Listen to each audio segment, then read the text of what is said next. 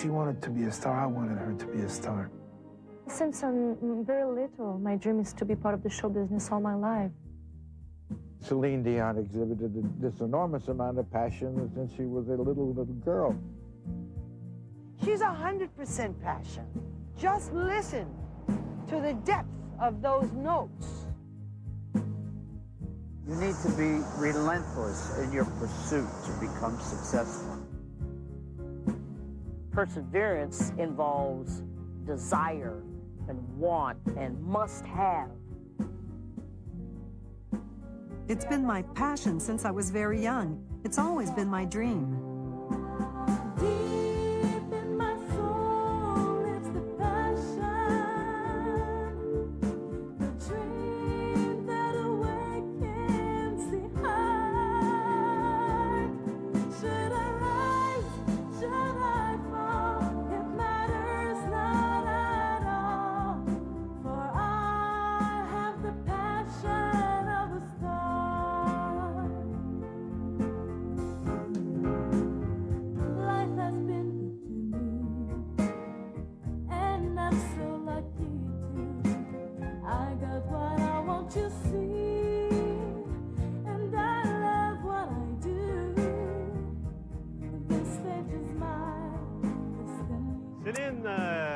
Like all young singers, Celine had the dream of becoming a star. And in time, because of her determination and extraordinary hard work, she went even further to become an international star.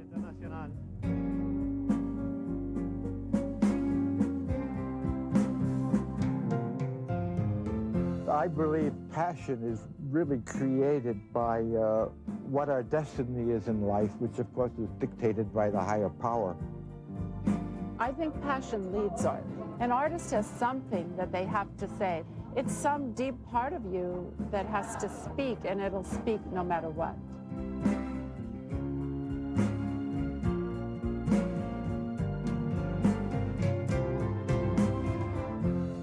I have a lot of passion because when you're a kid growing up in New York City, it's easy to get into trouble. You can either easily wind up in jail or you can wind up in one of those halfway homes for boys, but I just always stayed creative and I always believed in what I was doing, and I always knew that I had the talent to move beyond doing it just as a hobby, but doing it for a living and making money for it.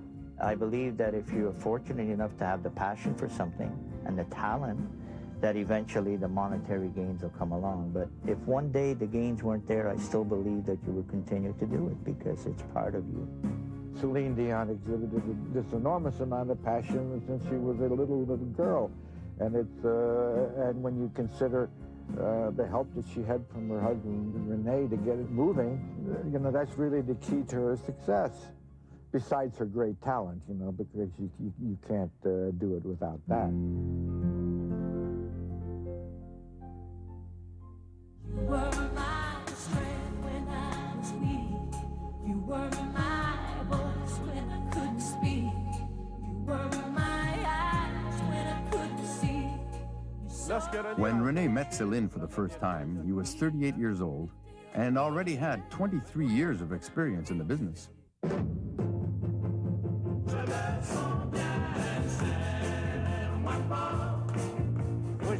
I had the pleasure of meeting Rene when I was 15. I started a group called the Baronets with him. We were together for 12 years. So I got to know Rene, the real Rene, like very few people know him. Rene wasn't very motivated back then, and that frustrated me because I had a lot of passion for the group, and he didn't have any at all. He only thought of playing around and having fun. I resented that and grew more frustrated.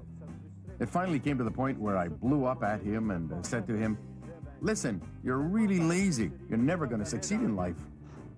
Since I'm very little, my dream is to be part of the show business all my life.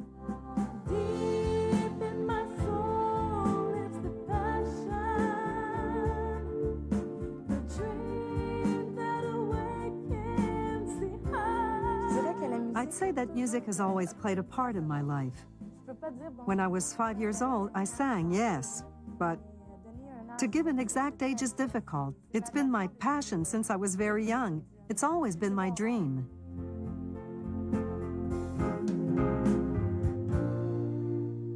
I was born and brought up in Newark, New Jersey. And you know, we were poor, and I lived in the projects, and it was tough. So I made up my mind very early in life that if I wanted to get out of there, I had to do something that would be spectacular. I could not have been more than 7 or 8 years old, and I began going to theater. My mother took me to the theater once a month to see some great performance on Broadway. And I would leave and I would know every song in the show, and they thought there was something wrong with me. It started out when my mother bought me a piano, and I realized that I was very good at it. And at the age of 9, I picked out a melody on a piano, and my mother said, "My boy's a musician." Sam, my mother said to my father, "Sam, we got trouble. This is a very bright child, but I don't know if we can afford a piano." So I got a guitar.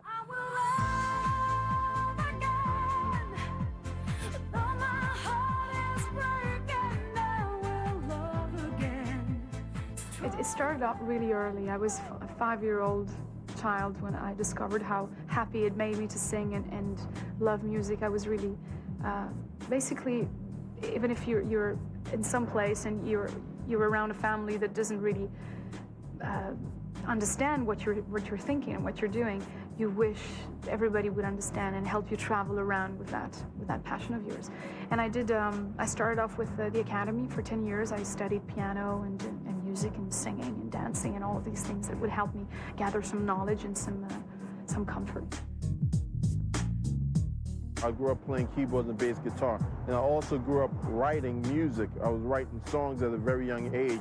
I started when I was 7 years old. I was in Annie Get Your Gun on Broadway, actually.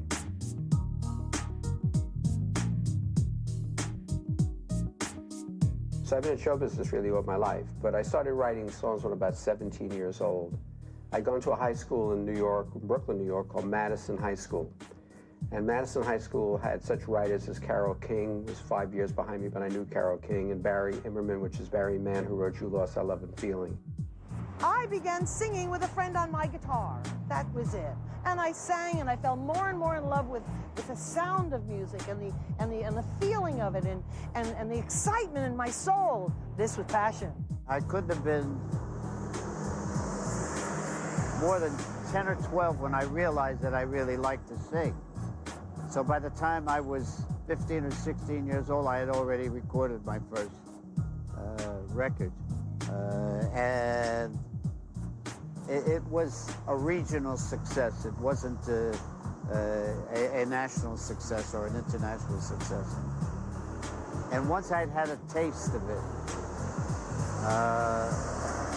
I'd made up my mind that that's what I was going to do for the rest of my life, or at least try to do it.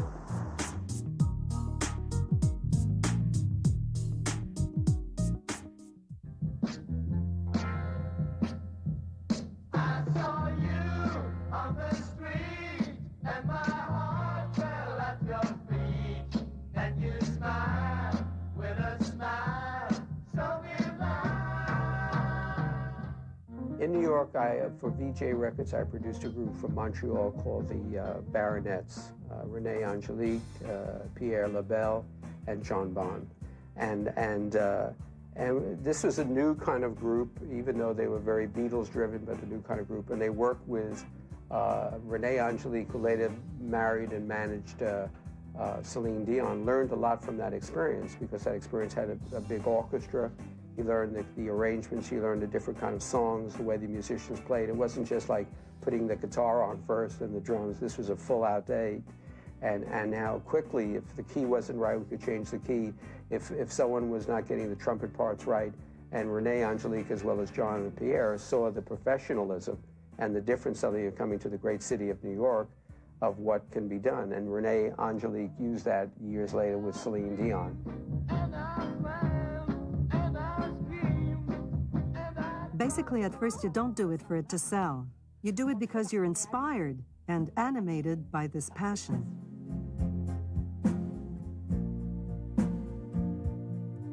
Passion means I would do this if I was paid to do it or not paid to do it. That's what passion is. That, to me, is what passion is. And you gotta love while you're doing it, and not love yourself, but love doing it, and so passionate that if you could change one person's life, in the way I think philosophically, for the better, then you've succeeded in life. To some people, success is making a lot of money and driving exotic cars and living in mansions. And to other people, success is doing what you love most and being paid to do it. And it's not the amount of money that you get that makes you do it. If you have a passion for what you're doing, if you're a singer and your passion is to perform, any size audience is fine for you. My passion was music. It wasn't necessarily to perform. It was the music. And the music was broad-stroked. It was everywhere. It was in jazz. It was in rock and roll. It was R&B. It was folk. No matter what it was, I constantly tested myself with the assignment of the music. Celine is a very passionate woman. This passion, her love of singing, came from the theatrical milieu she was born into. She was the 14th child in a family that sang, danced, and played instruments. The first sounds she ever heard were musical notes. Don't think Celine went into her career for the money, for the glory, or any of that. She has a passion that artists have. You hear it in Edith Piaf. You see it in Liza Minnelli and Charles Aznavour. He was one of the artists who had to suffer the most to succeed in his career. He was told he was too small, that he wasn't good looking, that he sang badly, that his songs were only so-so, but he had a passion and a very strong determination.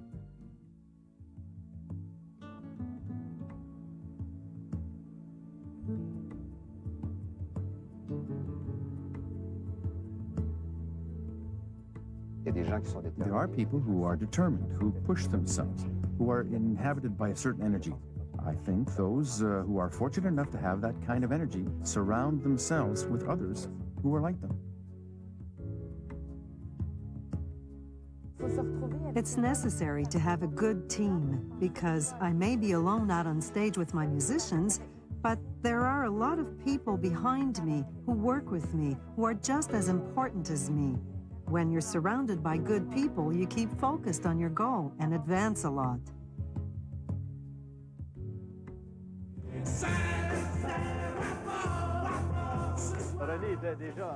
Renee was already then, deep down, a boss, a leader of men.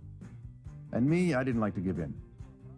When big decisions had to be made, there was always friction between Renee and I. The final decision was made by whoever came up with the best argument.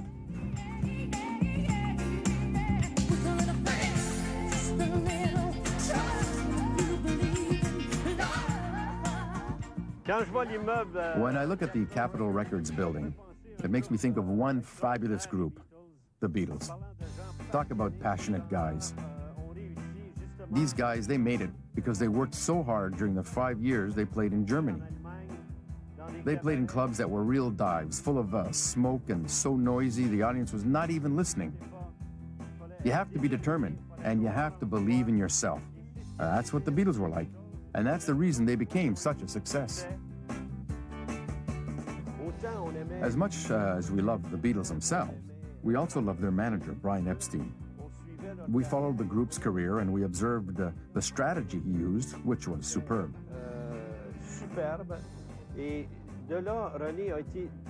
Renee was very influenced by Brian Epstein's work methods.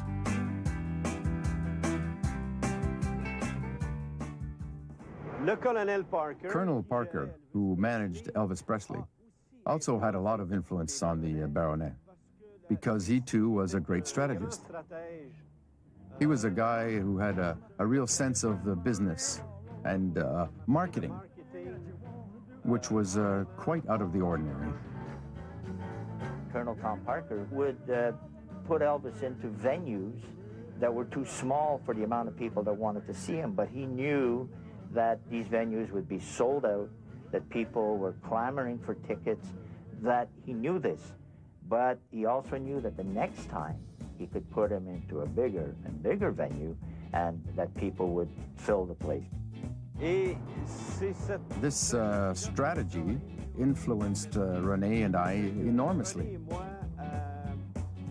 I had started working as a manager and producer even before I quit the group. So then, when we broke up in 1970, René also went into management and production. René's early attempts weren't all that successful. His first big success was Celine Dion.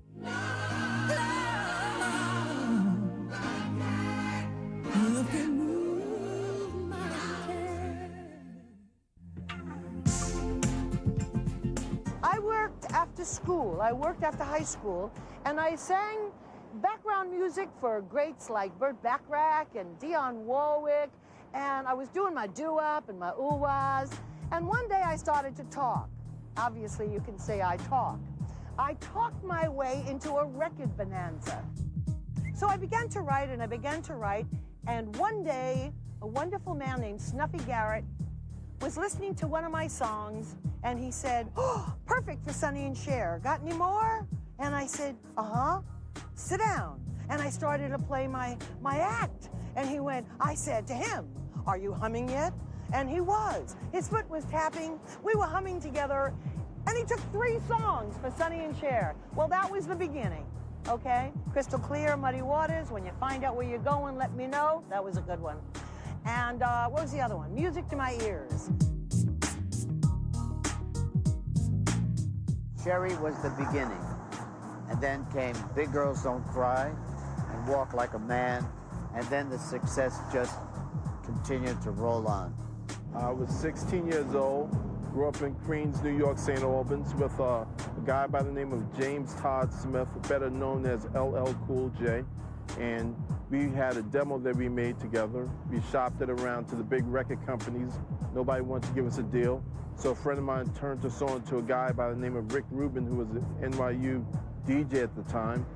And Rick liked the project. He said, let me let my partner Russell hear it. So Rick and Russell got it together. They got the financing together, and they started Def Jam Records, released the single, which was, the first song was Radio Album, and it went through the roofs. Sold 500,000 units, went gold, then it eventually went platinum.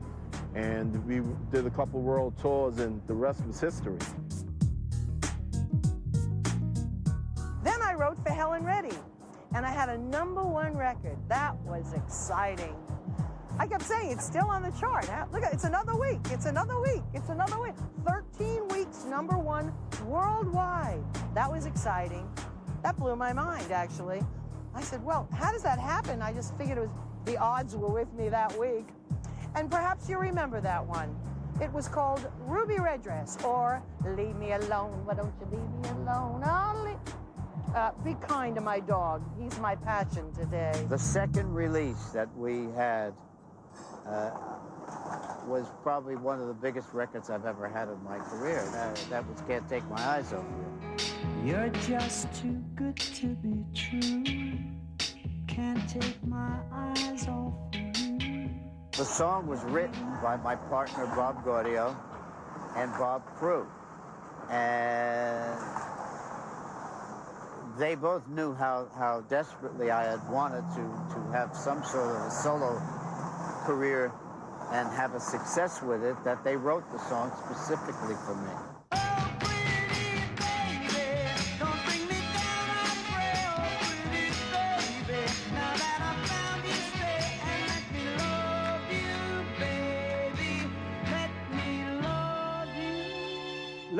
When this little lady, this little 12-year-old girl entered René's office with her mother, she was just 12.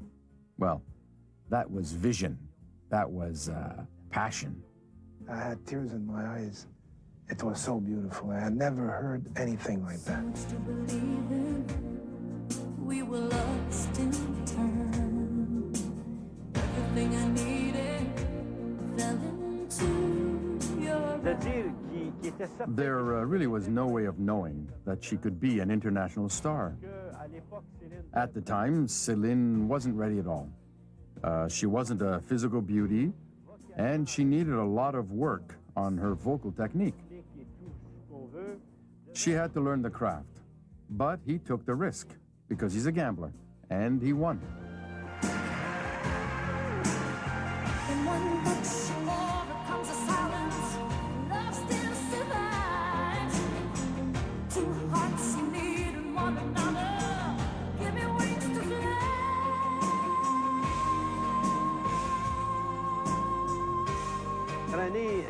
One of René's qualities is that he's stubborn and determined. There were some very difficult times when people in the business would say that Celine was this or Celine was that. They'd say he was wasting his time, that there was no future for her. He saw something in there, and he was able, as a manager, to protect that aspect of her that was the artist. Because a lot of times, it's the child in us that's the artist.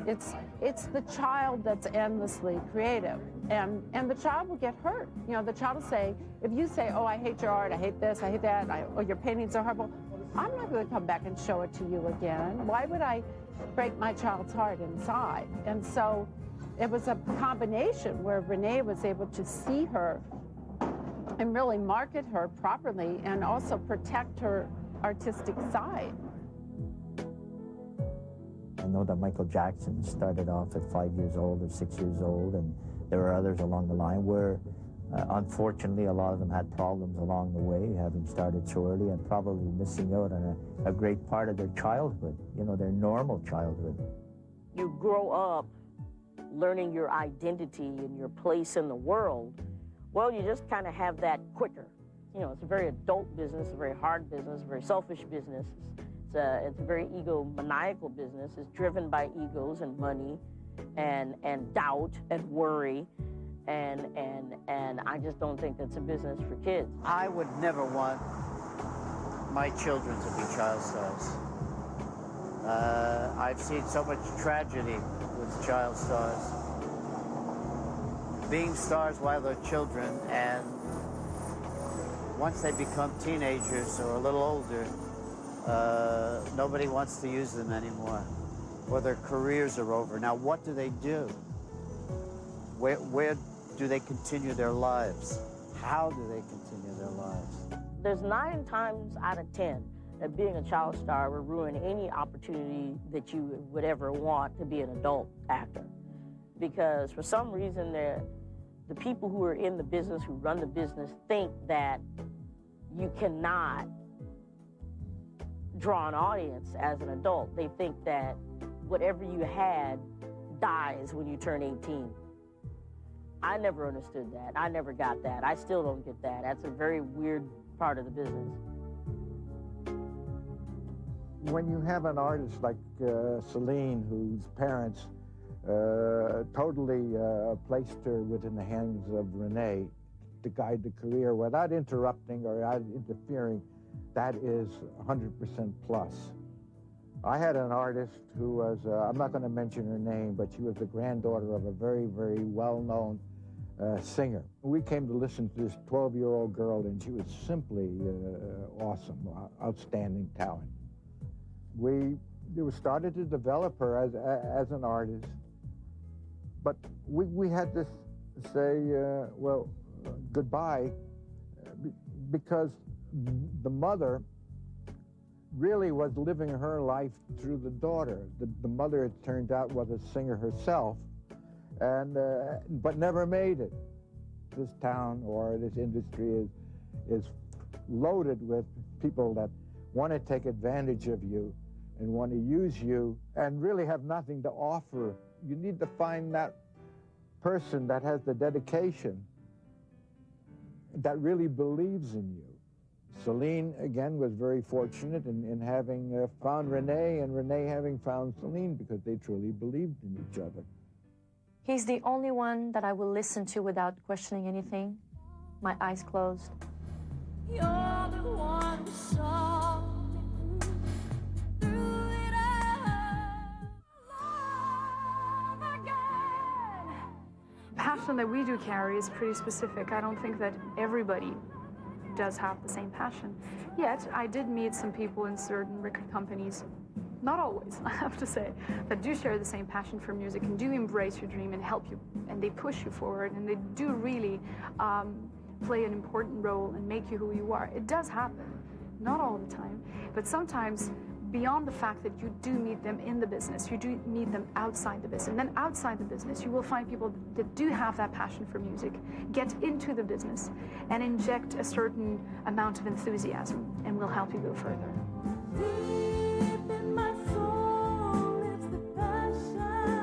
I think the reason why artists need good management is that it is very difficult to speak for oneself. You know, going in to see promoters and telling them how great you are is a lot different than someone going in and telling that promoter how great you are. I was the host of a radio show then on the Montreal station CKLM. One day, René Angelo phoned me and he said, listen, I have a singer that you have to hear. You have to hear her. You have to hear her. A good manager can say, well, we're going to do this and we're not going to do that. And sometimes you say, geez, you know, that seemed pretty good what we're turning down, you know, but there's a reason for it.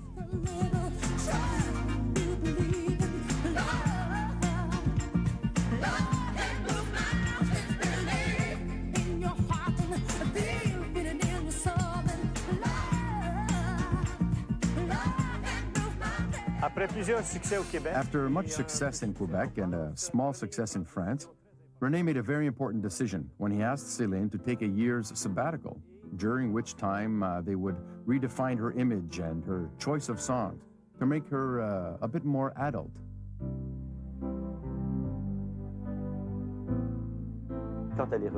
When she came back, I said, this is going to be a sensation. It really was the right move at the right time. I thought they made a brilliant decision, but I could only think so far. I couldn't possibly imagine the career she has now. But with time and steady steps, she did it. I guess the first time I got to know Celine is when, fortunately, I had René bring her to the label. A chance meeting, or fate, as we say, at a fast food type restaurant. And it's got to be fate, because I had never seen him there before, and I haven't seen him there since. But we started to discuss, and that was the year that Celine took a year's sabbatical, I believe from 17 to 18. And I don't know what his intentions were at the time, but I did say, René, have you thought of maybe branching out further? And I said, why don't you come and see me on Monday? Maybe we can discuss something, which he did. At the time, it was very unusual to be part of a major company like Sony, because these international companies were not really interested in investing in Québécois artists. For a good reason. For them, it was easier and less expensive to make copies of already existing records of French, American, or English artists than it was to return to the studio and spend money for an album to be sold just in Quebec. René and Celine went to Ireland, and she won the Eurovision contest. Well, now that was amazing. But she'd spent her time off privately, preparing to sing in English. She took intensive courses at Berlitz, and they had some songs composed especially for her. And then they set up a meeting in northern Quebec. Actually, it was at Sainte-Marguerite du Lac-Masson with the Canadian representatives of Sony Records. When you're promoting a new artist, usually you bring the artist across the country, okay? You visit radio stations, retailers, you have dinners.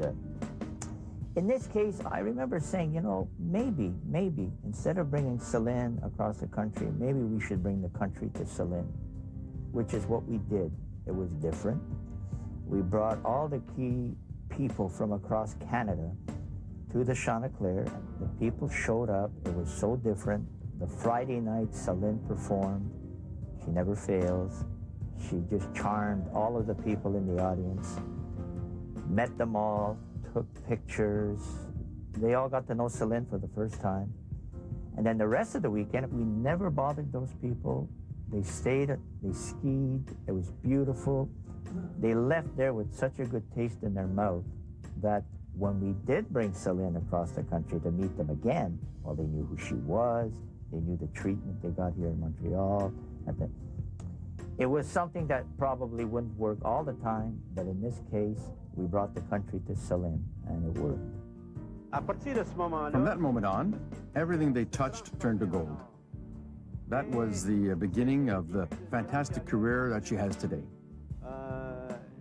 She's the world's greatest singer with the world's most celebrated manager.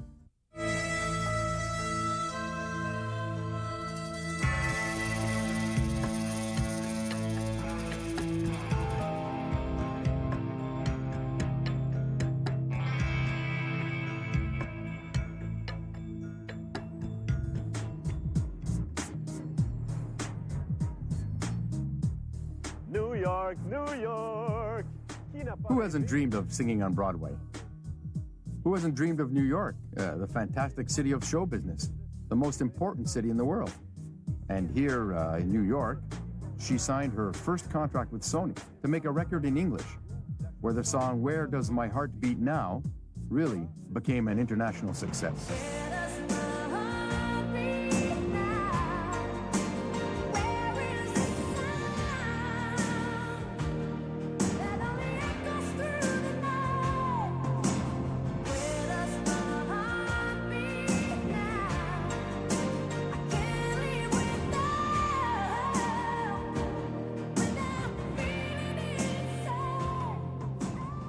When I produce a record with a singer, I want that singer to give me the greatest feeling, the most passion. The feeling is the most important thing on a song when a singer sings. The other important thing on a song is that the song should say something. In other words, it should be a good lyric and melody to begin with, or we wouldn't be doing that song. Is it the song that makes the singer, or the singer who makes the song? Well, it's a combination of both, yeah? It's a combination of the passion of both things being this miraculous marriage. A song suddenly ignites a spirit that is in the singer, and it's the beautiful balance. It starts with the writing first. The song has to be an incredible song. You know when you have a hit. You just feel it. It's just like Jerry West drafting Kobe Bryant out of high school. You just know. Certain people know when they have something special. When you have something special, you're well aware of it, and you just put it in a way to whereas that song can't lose, and you just ride the wave. You just feel it in the studio.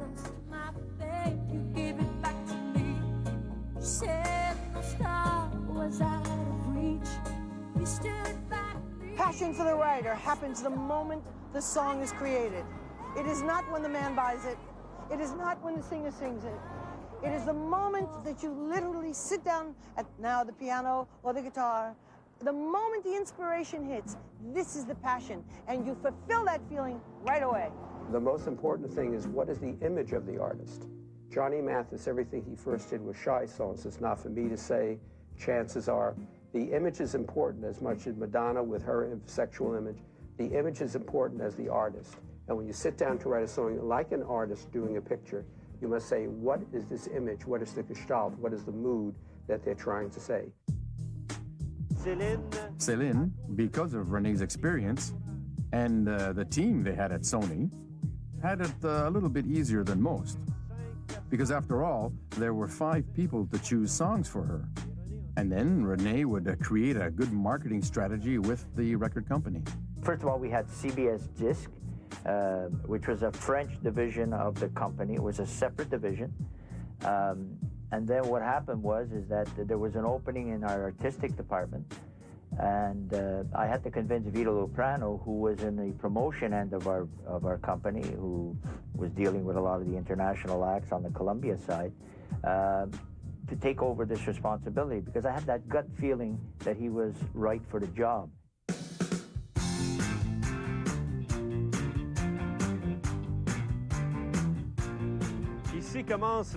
Here's where Celine started to lead the real life of a star, the Four Seasons Hotel, which became René and Celine's headquarters for at least 15 years. They met with the biggest names in the business, David Foster, Tom Mottola, and all the people who played a part in the success of her career.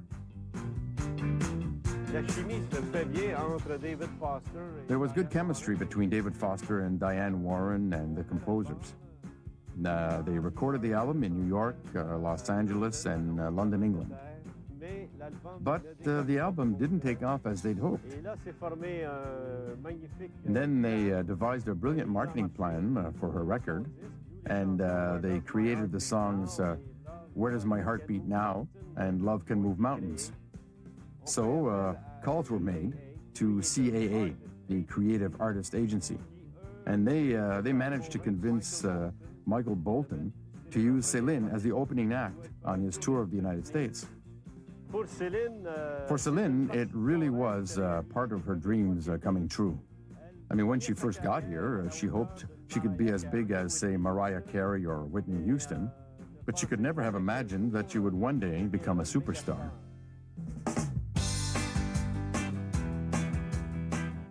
She is an amazing singer, and I witnessed that in working there with the orchestra. And we kept doing takes until we got what we considered was a hit. And we did that with each of 3 songs.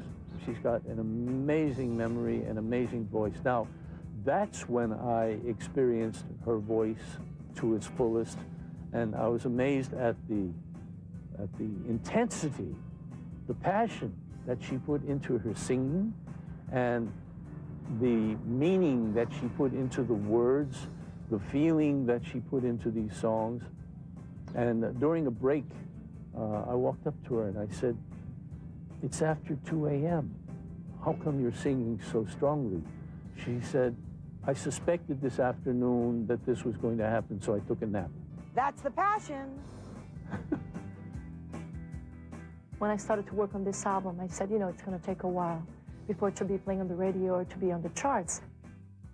You have to be patient to be in this business because nothing happens overnight that's good, that's going to last. If you get success overnight, it ends overnight. So all the people that the kids see that comes out and sell 1 million copies, that person been working for 5 to 7 years to get that dream happening. So you just have to be patient. You need to be relentless in your pursuit to become successful. Otherwise, it takes all of that and a lot of luck. And if you're not willing to give up a lot to become successful, in most cases it won't come. And even if it does, it won't last. I wasn't the immediate success archetype. I was more of the obstacles and difficult type. It took me almost 9 years to get somewhere, to be somehow comfortable with what I do today. Success doesn't come by someone who gives up on what they're doing. If I had $1 for every turn down that I've had in my life, I'd have a lot of money.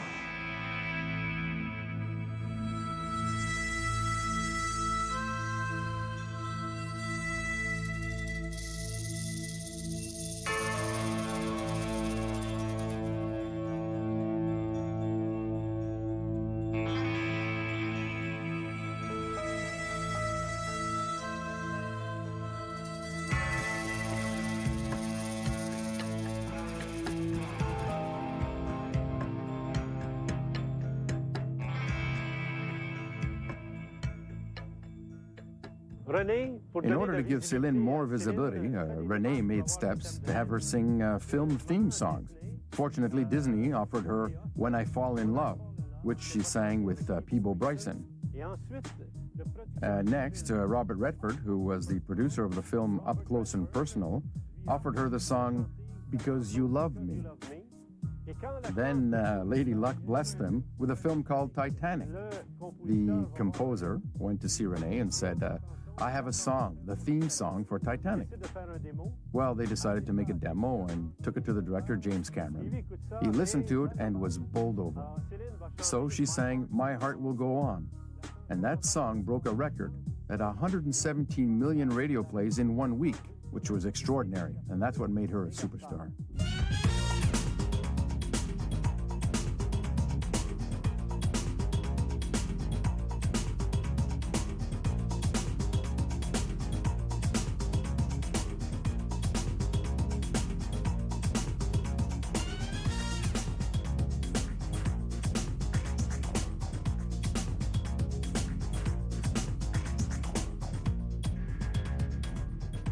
An offer to work in Las Vegas will totally change her life.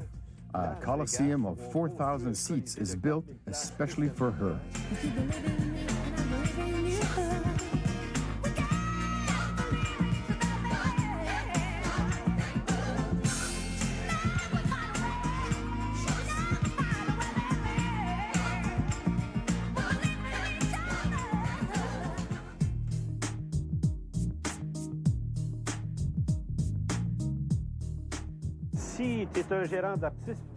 If you're an artist's manager and someone like Celine bounces into your office, well, it's an amazing gift.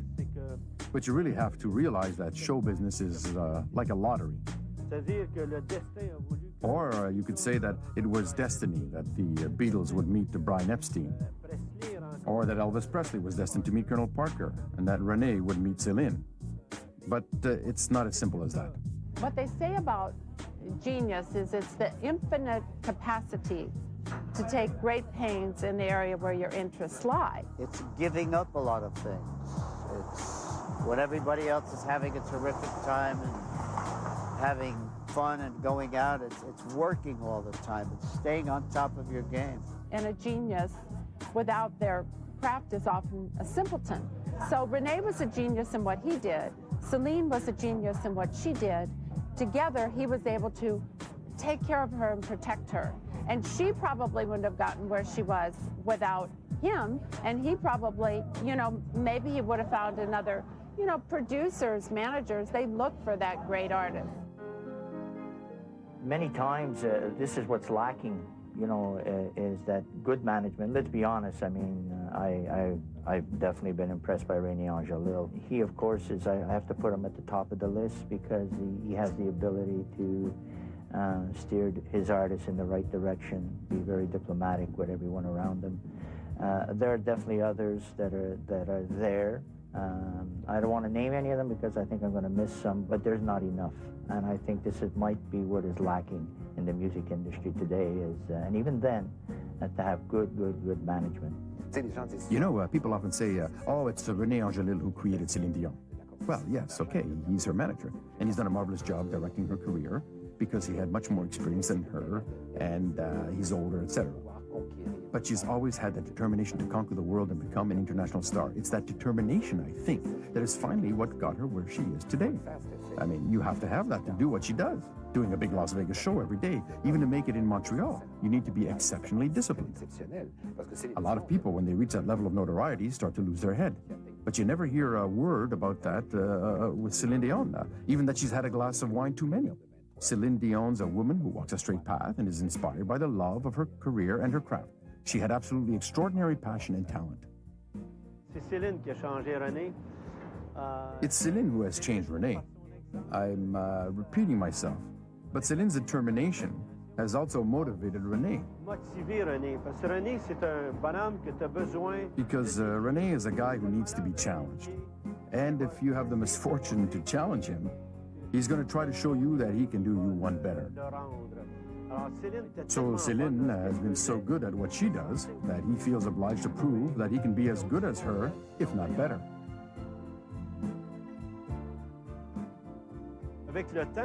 With time, I've understood it's all about passion. Whether we're talking about the passion of a star or the passion of a manager, it's all passion.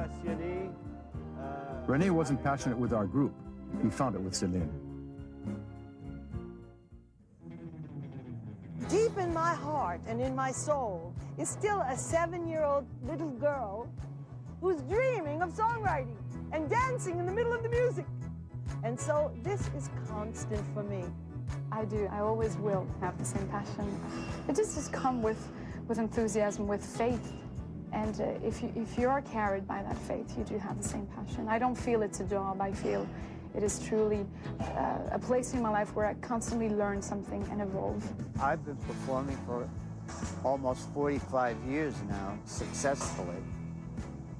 And I am always working on my craft and working on my show and what I do. So it never ends. If you want to stay on top, it never ends. They pursue that magical object that makes them live inside, They pursue it until the ends of the earth. If you're willing to sacrifice your life, then you have passion. And Bernard Herrmann, who did all the Hitchcock pictures, who orchestrated and scored all of them, his last picture that he did, Hitchcock was already passed on to heaven, and he did it for Martin Scorsese. He did a picture called Taxi Driver. And he finished the recording date. He was not a young man. He was well into his late 80s. He finished the recording date. His last date, he mixed the record and walked out of the room and died. That's the passion. Woo! He said to himself, I am going to finish this picture and then I could die. And that's exactly what happened. It sounds like a sad story, but it's not, because he lived with the thing. Really, passion is doing the thing in life that you love to do as best as you can.